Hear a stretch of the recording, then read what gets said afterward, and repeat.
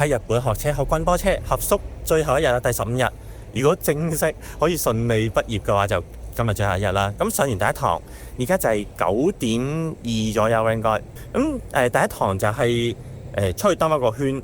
咁同埋練下啲泊車啊、停車咁樣。咁做嘅嘢冇新嘢做㗎啦，係溫翻以前嘅學過嘅嘢。之後下一堂就係 Mikiwame，即係類似審查咁樣。如果教官覺得你係夠資格去參加個畢業考試嘅話呢，咁就係下一堂就係決定㗎啦。呢一堂第一堂呢，今日咁就係遇翻，即係我話嗰個頭髮見到靚嗰個 Miss 啊，都係第3次遇到佢。咁今次咧，佢就冇戴口罩喎。咁呢啲題外話啦，第一次見佢冇戴口罩個樣，咁啊有啲新鮮感啊！即係平時之前嗰2次見開咧，都係戴住口罩。今日冇戴，咁原來係咁樣嘅。咁冇乜特別複雜嘅嘢，即係好深入嘅意思㗎。我差唔多嚟到 Mikiwame嘅時間啦，仲有大概唔夠10分鐘就會開始去上堂啊！都係 Mikiwame都係先係上堂嘅，即係審查啦。而家乜都唔想做啊！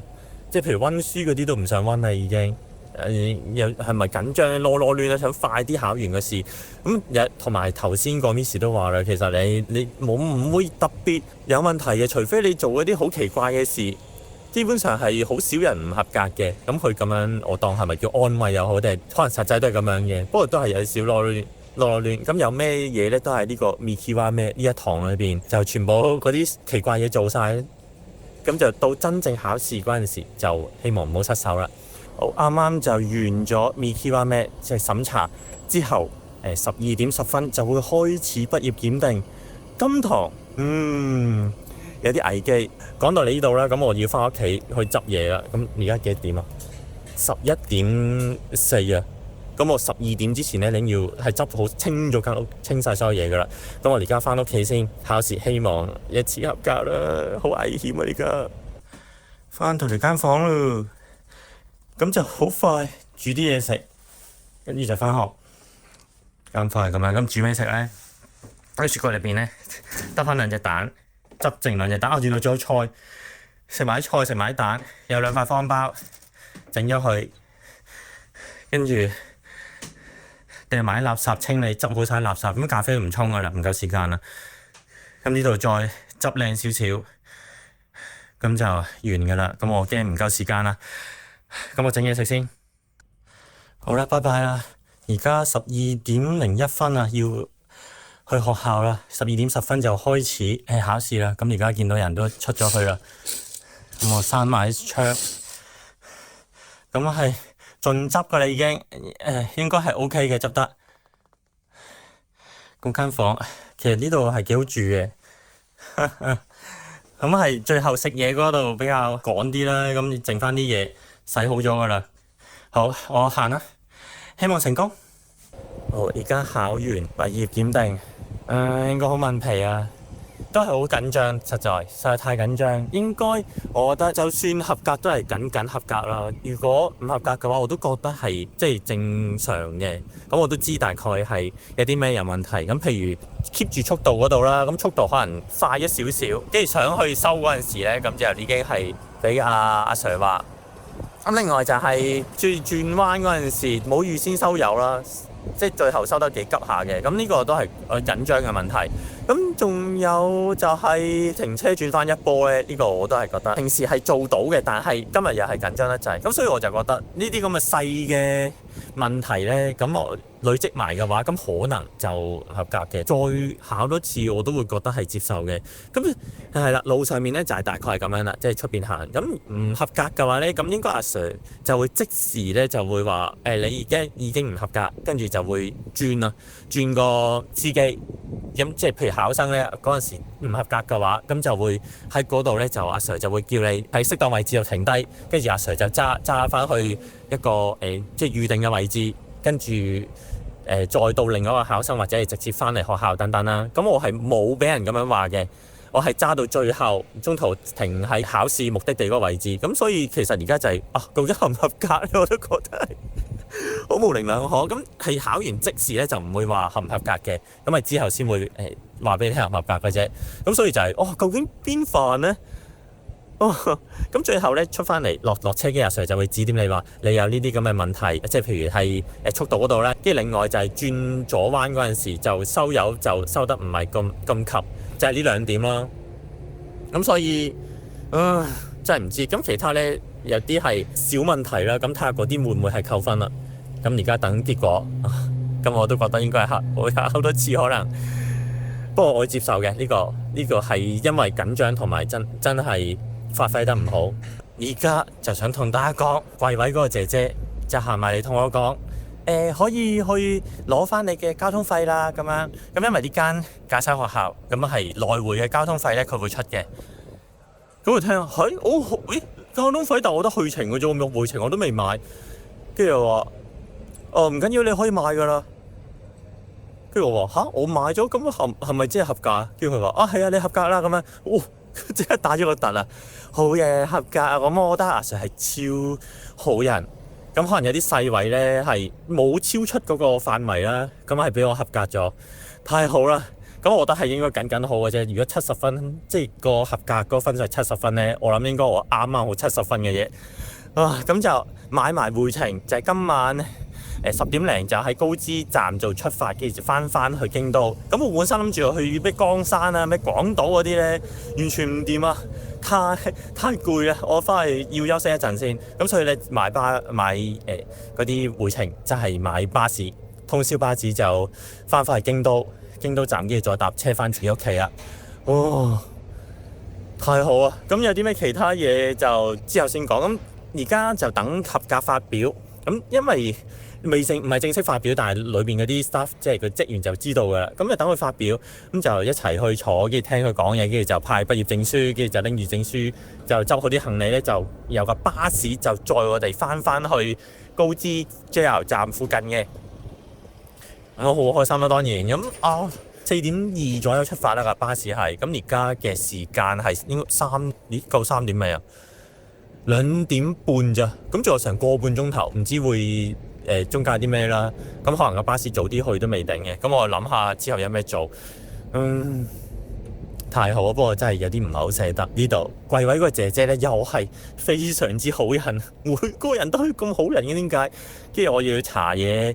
查翻里程嗰陣時幾多錢咁樣，佢話唔緊要，你慢慢查啦。跟住佢話講下你可以遊下高知㗎啦。咁譬如今日有啲時間剩，你可以遊下高知啊咁樣。跟住我話我喺京都嚟㗎嘛，即係講開嗰啲交通啦。跟住我話係啦，講開就係京都，跟住點。跟住佢又話去過京都即係讀完大學嗰陣時，大概跟住又話去邊度啊？佢原來中意睇名偵探柯南嘅，跟住去翻嗰啲柯南有關係嗰啲地方，即係聖地巡禮。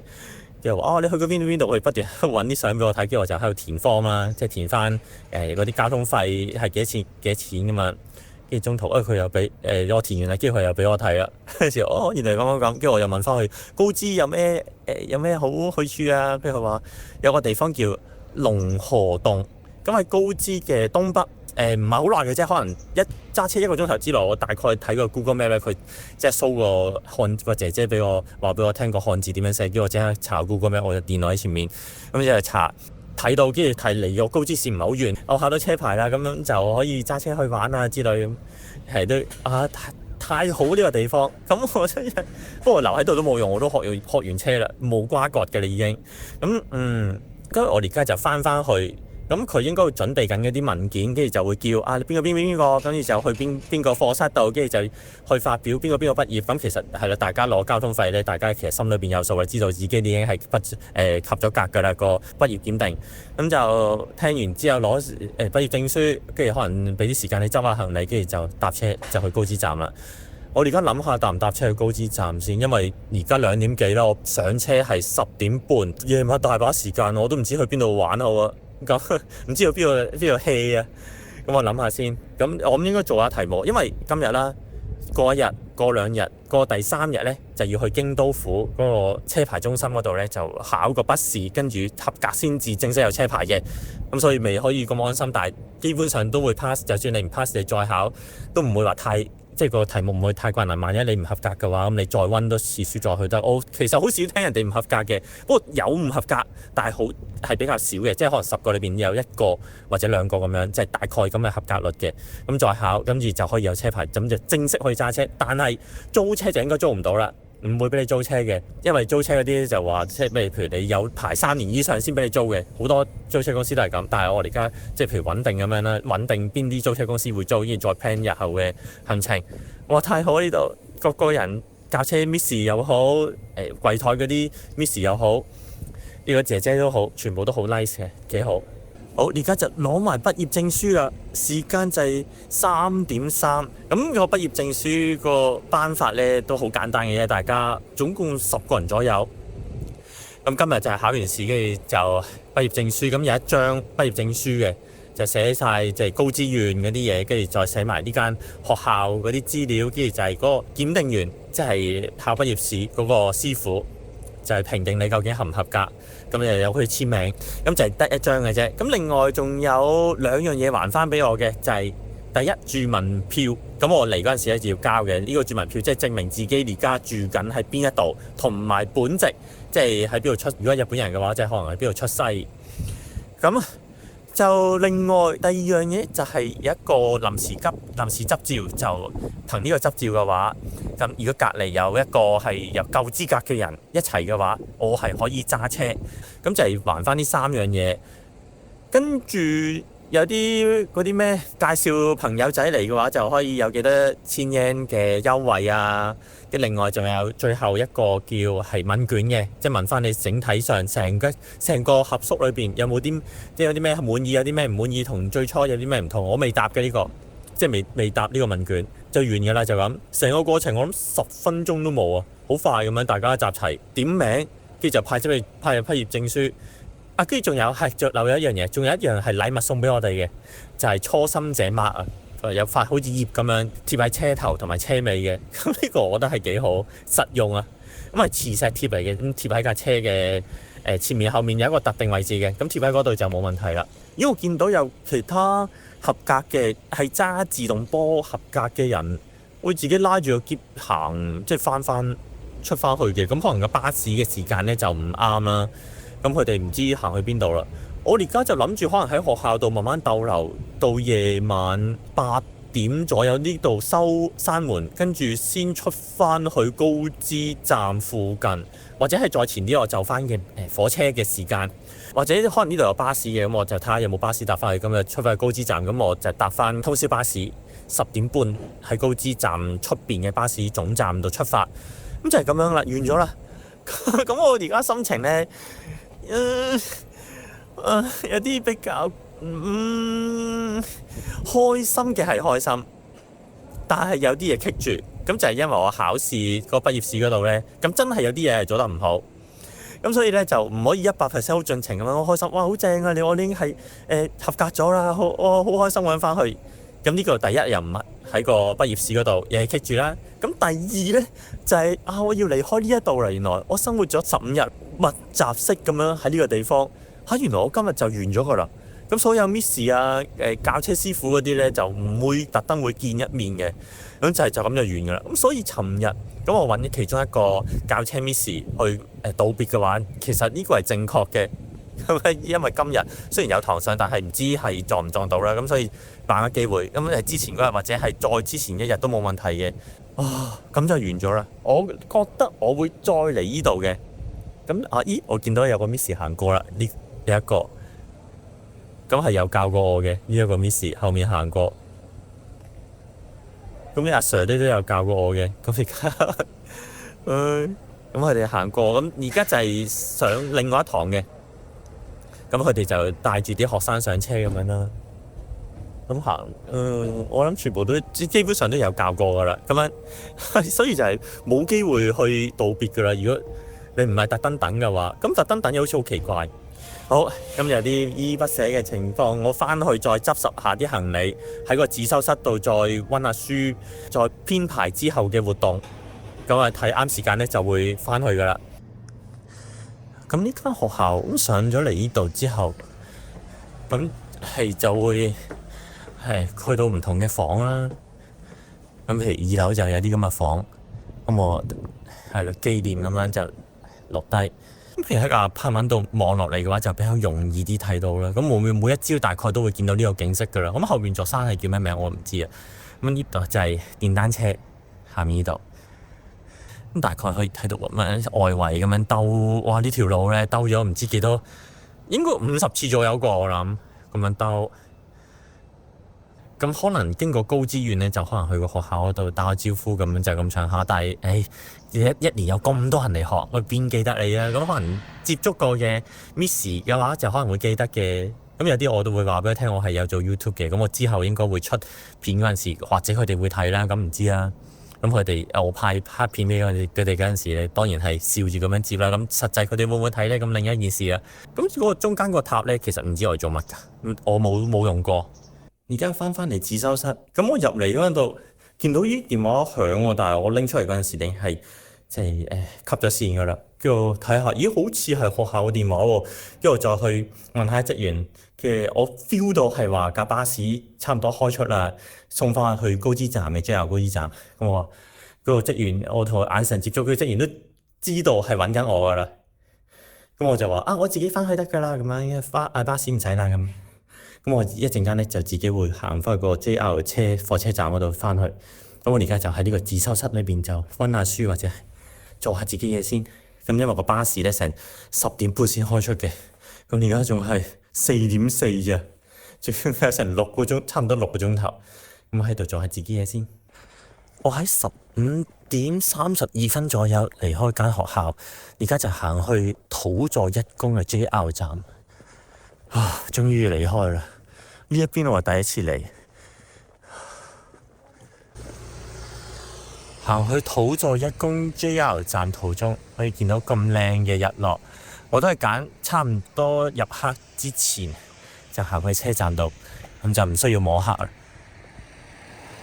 咁沿住呢條路一直行就係土佐一公 JR 站。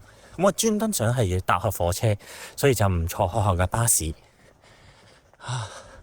呢一邊真係冇嚟過，真係揾時間由京都嗰度揸車嚟呢度，去周圍遊下都好，可能有新發現。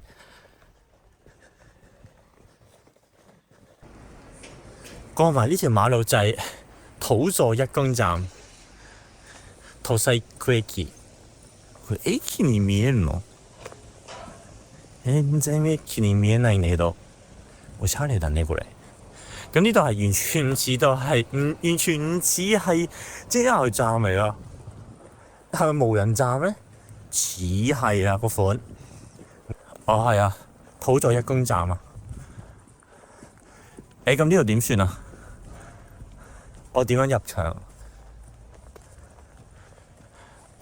土佐駅で券売機で行った方がいいか。高知240、はい、買います。嚟到啦，入咗240円高知站240。恵比寿はい、240。発見中です。これですね。240。はい。ホームどっち？列車乗り場。ちょっとホームを確認してみましょう。兩邊都有人嘅。我呢度喺度談緊情啊。睇下先。あ、すいません。高知駅ってどっちでわかりますか？はい、わかり、はい、ありがとうございます。係呢一邊。高知。咁我出去影下相先。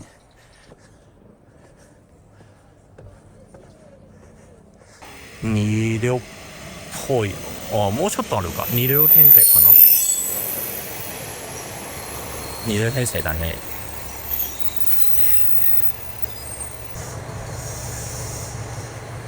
っていうと、これ閉めるよね。はい。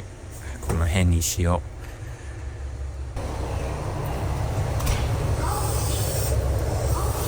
う。喂，アンパンマン。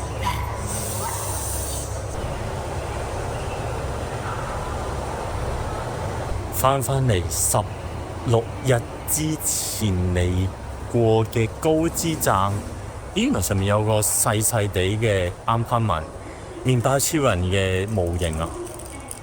咁我呢張飛點樣出啊？不過有寫個站名嘅，我入閘個站名嘅，冇問題。好，出閘。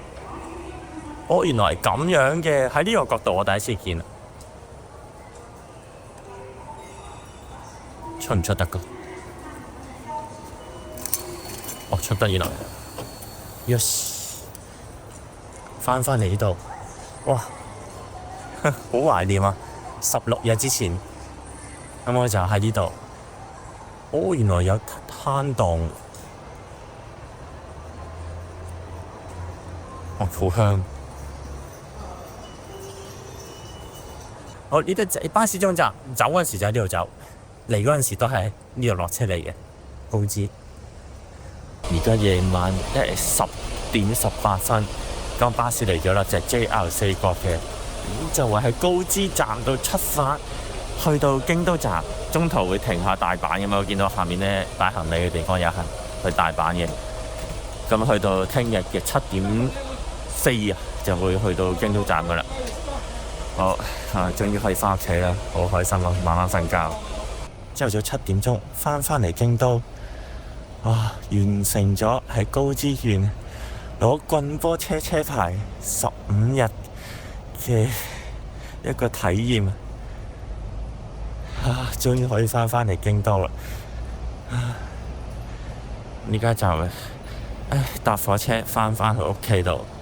巴士真係坐到好攰，即係盡可能都唔想再坐。我最想就係翻屋企。沖個涼同埋瞓覺。而家喺個駕駛學校度攞咗畢業證書之後，咁就過多幾日，咁就預先 book 咗係去呢個京都嘅 Menkyo Center 車牌中心度。最後考一個試，喺個駕駛中心度考最後嗰個試，咁要溫習嘅。咁學校嗰個 system 咧就可以係用1年嘅。咁就唔使驚，就唔需要自己去另外去買一啲啲試題去做啊。咁就可以用翻學校個 system。咁就趁啲考試呢幾日，咁 keep 住去溫書，咁就希望可以順利一次過考到真正考到個車牌咧，就最好啦。好。